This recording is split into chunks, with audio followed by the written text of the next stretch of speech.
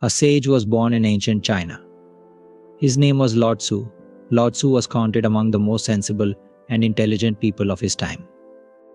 Even the emperors of China used to come to him for advice. Hundreds of stories of Lao Tzu wisdom were famous, and he was respected all over China. Something similar happened once. A merchant came to the emperor's court who had 2 flowers. He put a condition before the emperor that if the emperor identifies which of the flowers is real and which is fake, then he will present both these flowers to the emperor, and at the same time half of his wealth will be deposited in the treasury. But if the emperor does not recognize, then the emperor will have to pay the same amount to the merchant. The emperor accepted the condition. Now 2 flowers were brought before the emperor, one of which was real and the other fake.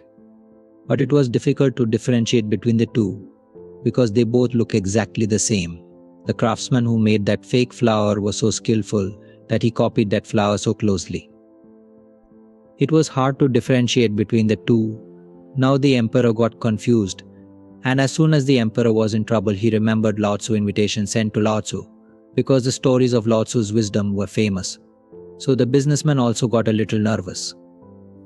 Although he had never met Lao Tzu but had heard a lot about him, that Lao Tzu is a very intelligent person, the messenger delivered a message to Lao Tzu that the emperor is caught in a dilemma. 2 flowers have to be identified, but the emperor is not able to recognize. Lao Tzu reached the emperor's court. Lao Tzu looked at those 2 flowers very carefully and tried to differentiate between, but Lao Tzu also got confused. He was a little upset. He is also confused. Which of these flowers is real and which is fake, because both the flowers looked exactly the same.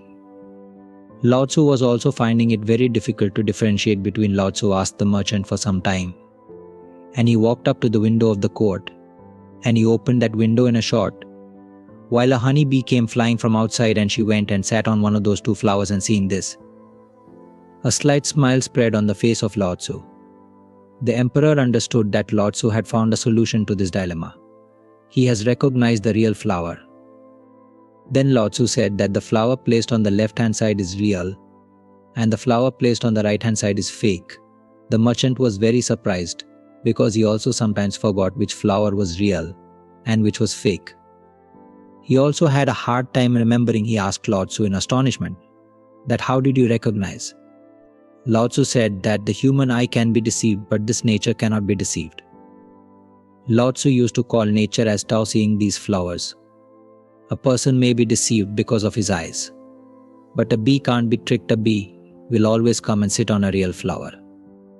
So that was a little story about the intelligence of the Lao Tzu. This story teaches us that if we pay attention, the solution to many big problems is hidden around us. Hope you like this story, and this story will be useful for you in solving the dilemma of your life.